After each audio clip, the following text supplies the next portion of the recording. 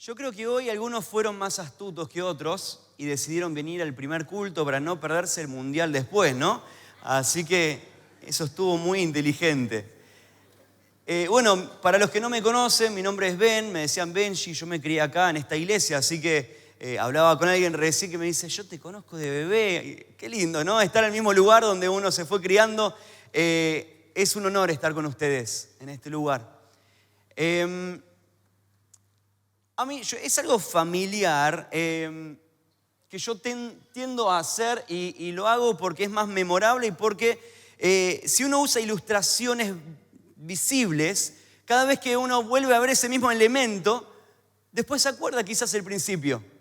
Quizás ese mismo principio dice, me acuerdo, y no se acuerdan de qué predicaron, pero se acuerdan de quizás esa cosa, ¿no? Así que permítanme un segundito, voy a traer unas cosas.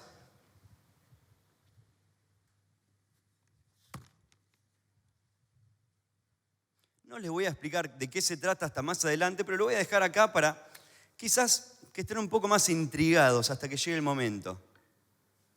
¿Por qué trajo una almohada? Bueno, ahí estamos. Hoy les voy a estar leyendo un pasaje bastante gracioso de la Biblia. ¿Algunos de ustedes tienen pasajes graciosos que se les ocurre, que se acuerdan de la Biblia? Algo que usted dice, ese me gusta. Está como que agregado ahí, que el autor dijo, voy a agregar esto porque es una historia bastante memorable. ¿Se les ocurre alguna historia?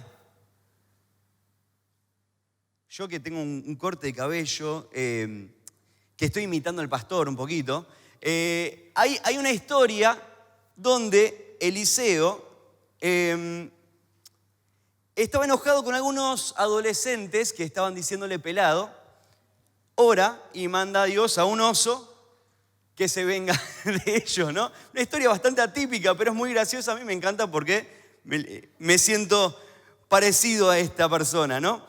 Hay otra historia bastante interesante, que había un rey con bastante sobrepeso, viene alguien zurdo, se esconde la espada, lo habían revisado y dice, quiero hablar con el rey a solas, darle un mensaje, saca su espada, la daga, y la mete en el estómago del rey y la daga se metió entera, no la pudo ni sacar porque el rey era con tanto peso. Y después cierra las puertas, se va y los sirvientes no le tocaron la puerta por un montón de tiempo porque pensaban que él estaba yendo al baño.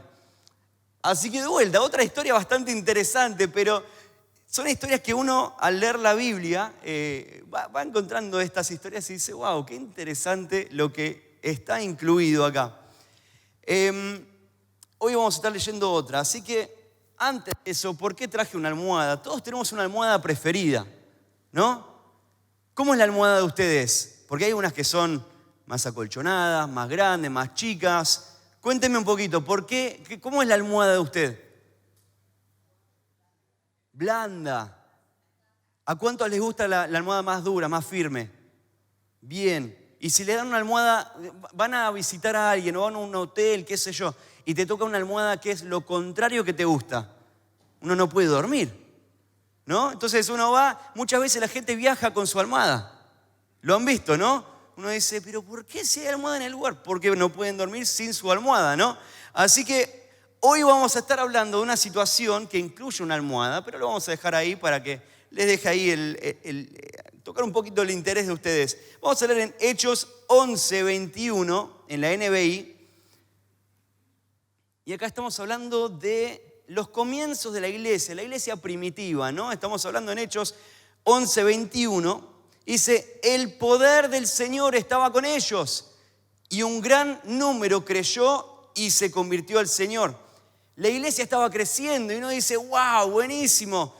Cuando estamos progresando decimos, acá nadie nos frena, acá no va a pasar nada porque estamos avanzando, estamos viendo que Dios está haciendo tremendas cosas, pero viene el capítulo 12. En el capítulo 12 vemos una oposición fuerte a la iglesia.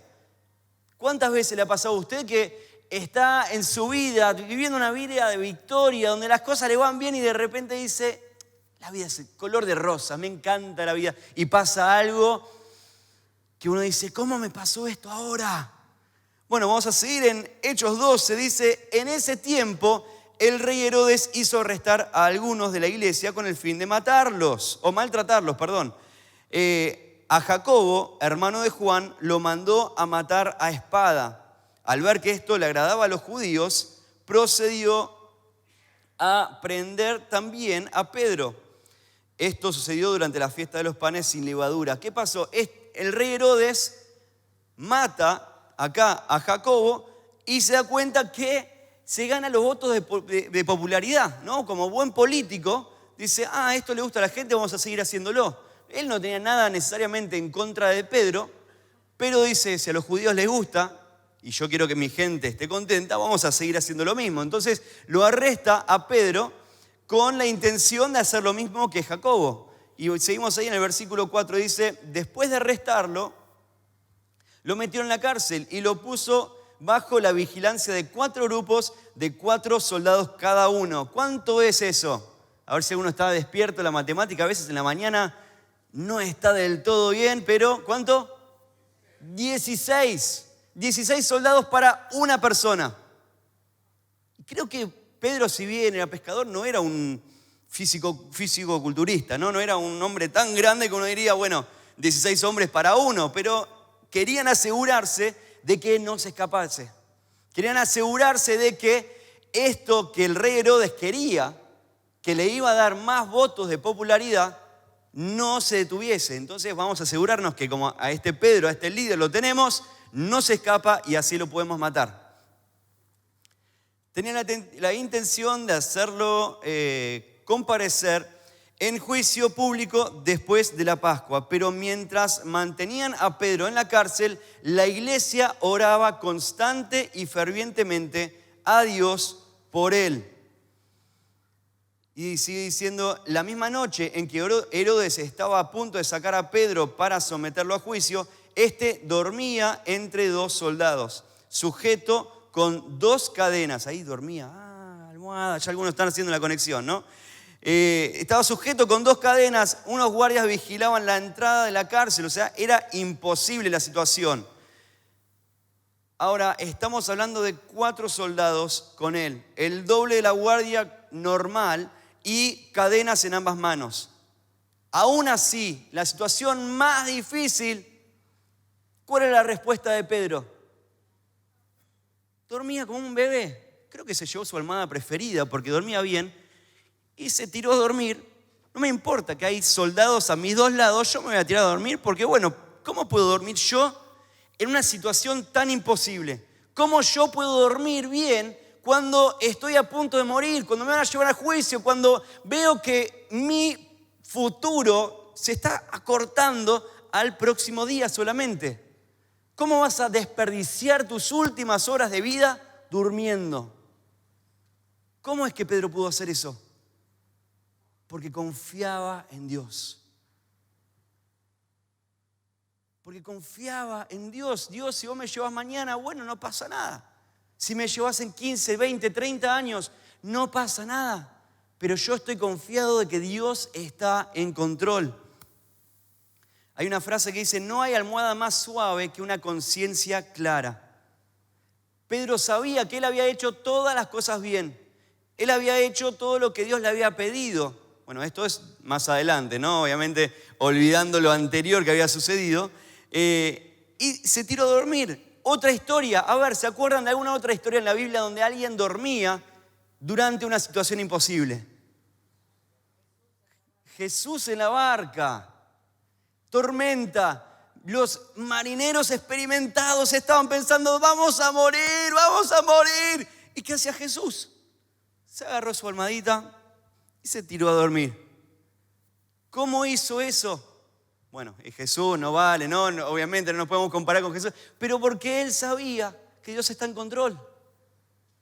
Lo mismo puede ocurrir en tu vida. Cuando vienen las tormentas, cuando vienen los imposibles, cuando vienen esas circunstancias que vos decís, ¿por qué a mí? En esas circunstancias es cuando Dios te dice, descansa en mí. Agarrá tu almohada preferida, acostate y sabe que yo estoy en control. Ahora, eso no significa de tirarnos ahí y decir, bueno, Dios, encárgate, yo estoy descansando. No, tampoco eso, porque Pedro hizo lo que él tuvo a sus manos.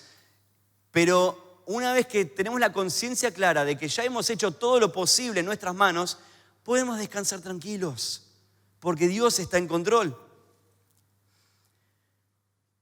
Ahora, la iglesia estaba enfrentando una situación imposible. Parecía que la existencia misma de la iglesia, esta que recién están haciendo, los estaban por pisotear, estaban persiguiéndolos, estaban llevándose a uno de sus líderes y estaban por matarlos a todos probablemente. ¿Y cómo responde la iglesia? En vez de en temor correr, esconderse, ¿qué hacen ellos? Lo vemos en el versículo 5. Dice, pero mientras mantenían a Pedro en la cárcel, la iglesia oraba constante y fervientemente a Dios por él. Entonces, enfocándonos en este versículo, la oración es a Dios. Obviamente, ¿no? No vine para que me cuenten eso, obviamente. No, pero a veces naturalizamos la oración y lo hacemos como palabras solamente. Es como mis hijos cuando estamos a punto de comer tienen la oración de la comida memorizada, ¿no? Y mientras más rápido lo dicen, antes pueden comer. Y Dios está levantando el tubo como para escuchar la oración y ya dijeron amén para cuando agarró, ¿no? A veces hacemos oraciones repetitivas donde no hay una conexión de nuestro espíritu con Dios. Y nos olvidamos que estamos teniendo una audiencia con el Creador del universo. Nos olvidamos que nuestras oraciones son un diálogo con esa persona que nos ama y nos creó. Y lo naturalizamos demasiado. Después, la segunda parte de este versículo es que oraron juntos. No era cada uno por su lado, sino que un sentido de unidad. Tantas veces oramos por avivamiento, porque Dios se mueva, pero uno de los secretos de los avivamientos es la unidad. ¿Sí? Cuando Carlos Anacondia va a ir a una ciudad nueva para hacer una campaña, pide que todas las iglesias estén unidas, incluidas, porque sabe que si no hay unidad, Dios no se va a mover de la misma manera. Mi experiencia, yo estudié en un seminario afuera y yo oraba y decía, Dios, ¿por qué no veo que te muevas de la misma manera en este lugar que lo que te movías en Argentina? Y yo oraba y decía, me encantaría ver cómo te movías en Avance, cómo te movías en tantas experiencias que tuve. Y Dios empezó algo fresco y nuevo que se detuvo a los pocos meses porque hubo división. Hubo crítica, hubo personas que empezaron a decir, pero a mí no me invitaron a la primera reunión. ¿Cómo es que ustedes se juntaron y me excluyeron a mí? Y cuando hubo esa división, la crítica, el no sé si eso está bien o no, y empezaron a hablar mal del tema, se cortó todo. Entonces tenemos que velar por la unidad. No solamente venir un domingo, reconocer algún rostro, decir, esa persona creo que la reconozco, lo vemos en el supermercado y decimos, ¿de dónde veo? No, si tenemos realmente una unidad en este cuerpo, en esta iglesia, deberíamos involucrarnos en las vidas el uno del otro. Donde haya una unidad, donde haya el levantar los brazos del otro, orar por el otro y juntos buscar de parte de Dios. Y ya no tener el hecho de tener la crítica o los rumores, obviamente eso, espero que acá no pase, no sé, pastor acá, pero se ríe, espero que esa sea una risa de compromiso. Bueno, el tercer punto es que oraron con pasión, dice fervientemente. Podrían haber bajado los brazos. ¿Por qué? Porque Jacobo acaba de morir. Pedro estaba en la cárcel. Todas en contra. Ellos ya habían orado probablemente para Jacobo y Dios no lo había salvado. Entonces, si Dios no salvó a Jacobo, obviamente no va a salvar a Pedro, dejemos de orar, vámonos a casa. No hicieron eso, oraron fervientemente, buscaron de parte de Dios y anhelaron que Dios intervenga en la situación. Belu, mi esposa, cuando ella nació, tenía problemas en sus ojos, al punto de que ella no veía las hormigas en el piso. Y esto es a los 2 años. Y en esa época no habían anteojos lindos de nenes, entonces tenía la parte de abajo de las botellas en cada ojo, así de grandes, ¿no? Eran anteojos de adulto y pobrecita. Y ella creo que tenía astigmatismo, ni me sale la palabra, miopía y otras cosas más. Una mezcla de varias cosas. Y a sus 16 años estaba orando, en el coro estaba cantando, ¿no? Y en la predicación hablaban de sanidad y oraban por sanidad. Y ella dice otra vez, Señor, no voy a orar esta vez porque ya he orado 1000 veces y mis ojos siguen iguales. Y después dice, bueno, una vez más, lo intento una vez más. Cerró los ojos, oró, no era una oración súper elocuente, sino oró solamente, abrió los ojos y podía ver hacia atrás de todo el auditorio. Dios la sanó en el momento, pero si ella se hubiese rendido antes, la sanidad no hubiese venido. ¿Cuántas veces bajamos los brazos en los momentos claves? Decimos, Dios no puede intervenir en esto. No, si no lo hizo antes, no lo va a hacer ahora. Pero Dios te dice, yo soy el Dios que mueve montañas. Yo soy el Dios que calma la tormenta. Yo soy el Dios que puedo revertir tu situación. Pero si nosotros bajamos los brazos, no va a ocurrir. Entonces, sigan orando fervientemente. La palabra en griego es ektenos o ektenos y describe a un caballo galopando a toda velocidad. Esa es la oración que tiene la iglesia. Imagínense un caballo galopando, o también habla de los músculos de un atleta, todos tensos, corriendo. Esa es la oración que tiene la iglesia a favor de Pedro. ¿Cuándo es la última vez que oraste así? Donde quizás clamabas, llorabas, transpirabas, decías, Dios, revertí mi situación, Dios, intervení en la situación de mi amigo. Nuestras oraciones muchas veces, o por lo menos las mías, permito que sean, Dios, si es tu voluntad, y abrimos el paraguas, ¿no? Porque si no pasa la sanidad, por lo menos no era voluntad de Dios, decimos, ¿no? Dios, si es tu voluntad, y lo hacemos muy, muy tranquilo, pero si vamos a golpear la puerta y decir, Señor, por favor, intervenir en esta situación. Y esa es la oración que tuvo la iglesia, que produjo el cambio que vamos a ver ahora. Y después el cuarto punto es que oraron por otros. La oración de intercesión es un acto de amor hacia otros. La oración de intercesión es un acto de amor hacia otros. Cuando orás por otra persona le estás mostrando amor. Cuando intercedes, y hay una frase que dice, la historia le pertenece a los intercesores. Puedes formar tu generación con las oraciones, puedes influenciar el curso de la historia. En 1949 habían dos hermanas, Peggy y Christine Smith, en Nueva Hébrides, Escocia, que una era ciega, la otra tenía artritis al punto que no podían salir de su pequeña casita. Tenían 84 y 80, si no me equivoco. Ya estaban ahí en la casa viviendo todo el tiempo, pero convirtieron su casa, a pesar de su situación, convirtieron su casa en una casa de oración. Y ahí adentro oraban, intercedían y decían, se enteraron que no había ningún joven en todas las islas que asistía a una iglesia. Y dijeron, Señor, tenés que cambiar esto. Y empezaron a orar, a orar, a orar. Y ahí llaman al pastor, el pastor viene y le dicen, sentimos de parte de Dios que viene un avivamiento y tenés que llamar al pastor, el reverendo Campbell.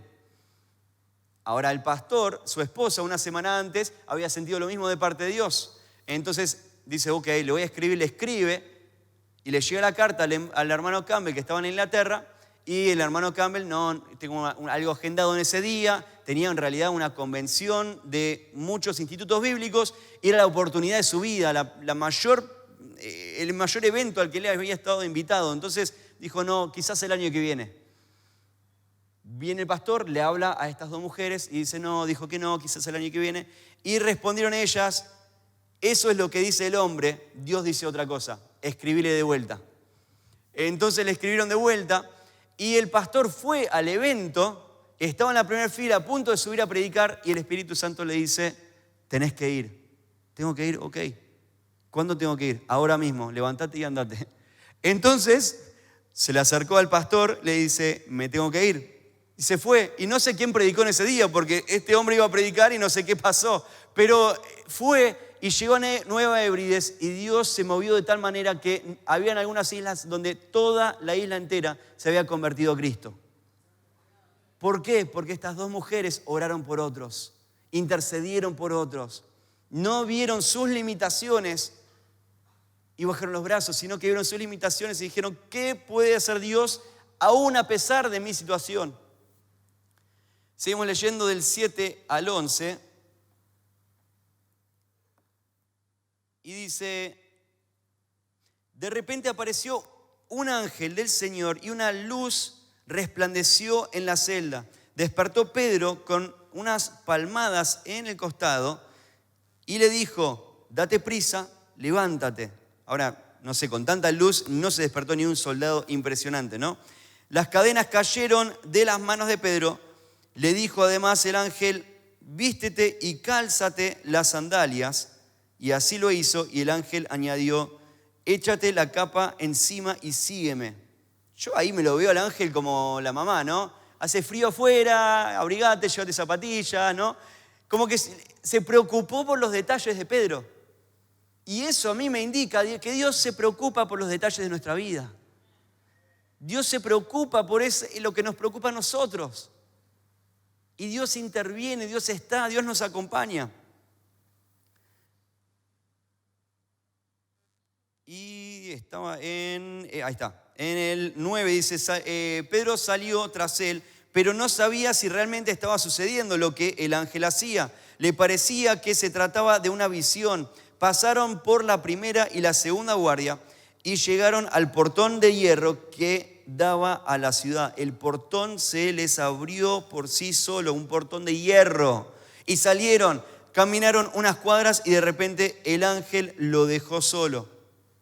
Entonces Pedro volvió en sí y dijo, ahora estoy completamente seguro de que el Señor ha enviado su ángel para librarme del poder de Herodes y de todo lo que el pueblo judío esperaba.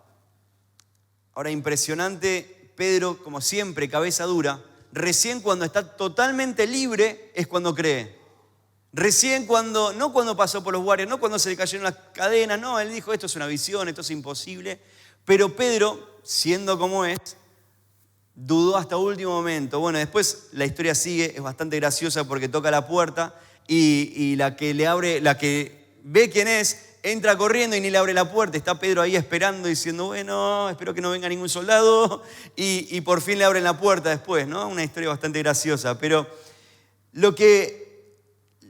lo interesante acá es que los resultados fueron evidentes, los resultados de la oración. Dios actuó sobrenaturalmente, pero fue liberado la noche anterior al juicio, y esto incluyó ángeles, cadena, obstáculos removidos, guardias que no le impidieron el escape, el portón de hierro abierto, y todos estos milagros ocurriendo porque la iglesia estaba orando fervientemente por un milagro.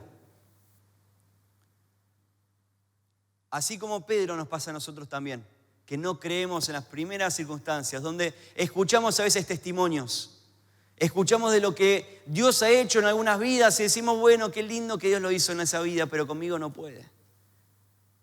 Pero si es el mismo Dios, si Dios intervino en la vida de otra persona, ¿por qué no lo puede hacer con vos? ¿Por qué no puede revertir tu situación? ¿Por qué no puede intervenir sobrenaturalmente, abriendo portones de hierro, haciendo que soldados no se despierten, que las cadenas se caigan? Dios lo puede hacer. Pero tenemos que siempre volver a la fuente. Acá aproveché y me traje Misiones en Avance. Si no volvemos a la fuente, es como el celular que lo cargamos, ¿no? Lo enchufamos, lo cargamos toda la noche, llegamos al 100% y después nos vamos y vamos usándolo por donde sea, ¿no? Y después llega el punto que llegamos a 0 porque nos descargamos de lo que Dios nos había dado y no volvemos a la fuente, no volvemos a enchufarnos, no volvemos a renovar lo que Dios nos había hablado. Y decimos, bueno, yo me aferro a lo que Dios me habló esa vez en 1986. Yo ahí escuché de parte de Dios y me aferro a esa palabra. Dios tiene algo nuevo hoy, que si no volvemos a enchufarnos, nos perdemos de lo que Dios quiere hacer. Lo mismo pasa cuando, como una esponja,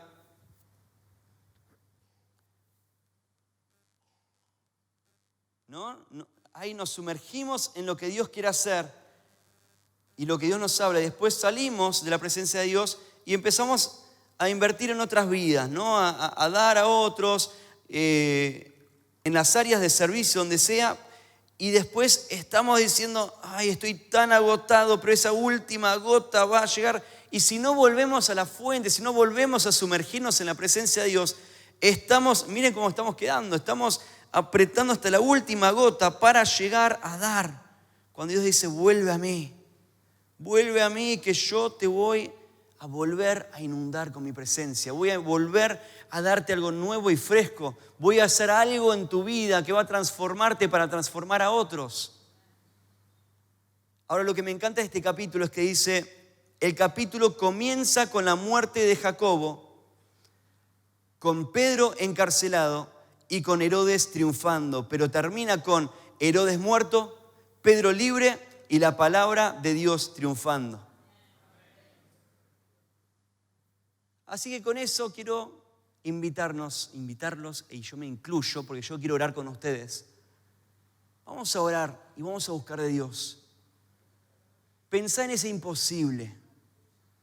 Pensá en esas cadenas simbólicas que te ataron por tanto tiempo. Quizás ese problema de salud, esa cosa que te estuvo manteniendo atado y no pudiendo servir, no pudiendo ser útil en las manos de Dios. Y Dios te dice, es hora que vuelvas a la fuente. Es hora que vuelvas a mí, a volver a creer que cuando estás orando realmente estás hablando con el Dios Todopoderoso, el Dios de lo imposible, el Dios que puede revertir tu realidad, romper las cadenas de adicción, las cadenas que te ataron a 16 soldados, quién sabe. Pero Dios te dice, hoy te quiero hacer libre, hoy te quiero levantar. Y si el hombre dice que vas a morir, como Herodes lo decía, Dios te dice, quizás, si orás fervientemente, yo te voy a levantar para vivir. Pongámonos de pie.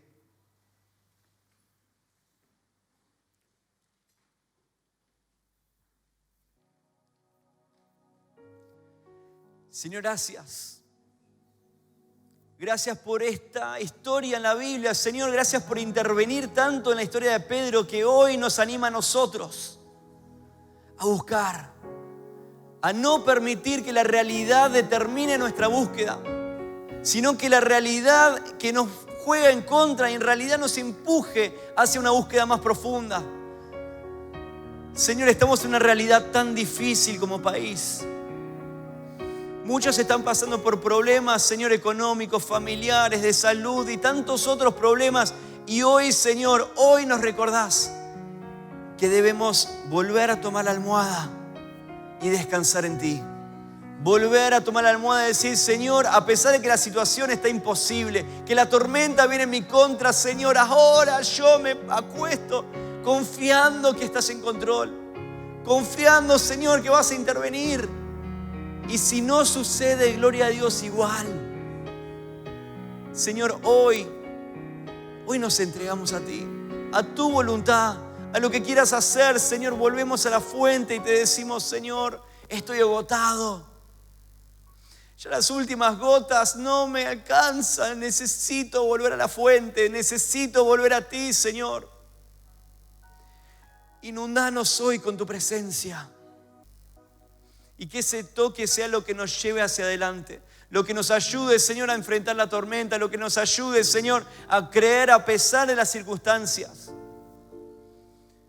Y, Señor, como estas dos hermanas, que no veamos nuestras circunstancias como una limitación, sino como una oportunidad para que tu presencia y tu nombre sea glorificado.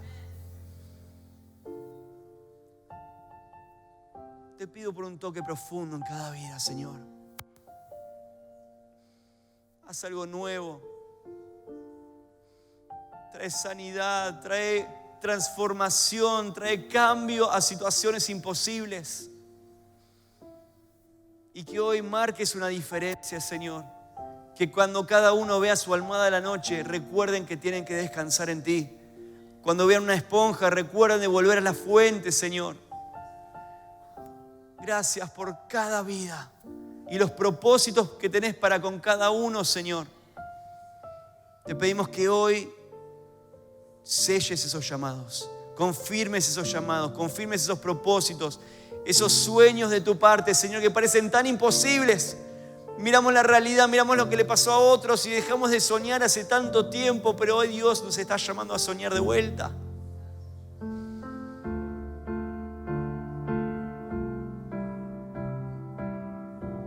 harás algo nuevo. Renueva nuestro espíritu y nuestra alma. Los que están agotados y los que están en situaciones imposibles, Señor, renueva sus fuerzas.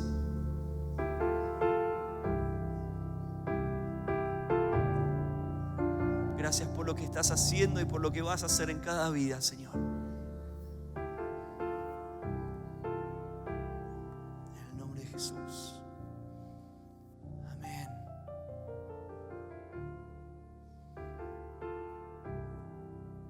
No veas tu imposible como un imposible para Dios. Dios sigue revirtiendo situaciones y este capítulo habla de una situación imposible completamente cambiada. Quizás estás en el capítulo de tu vida donde Dios va a revertir tu realidad. Pero debes confiar en Él y buscar de Él.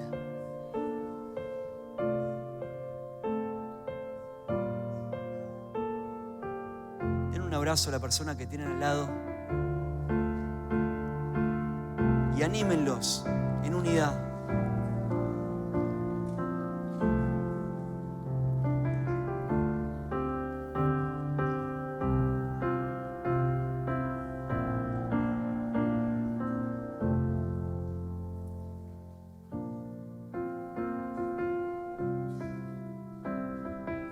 Los miro y veo tanto propósito de parte de Dios.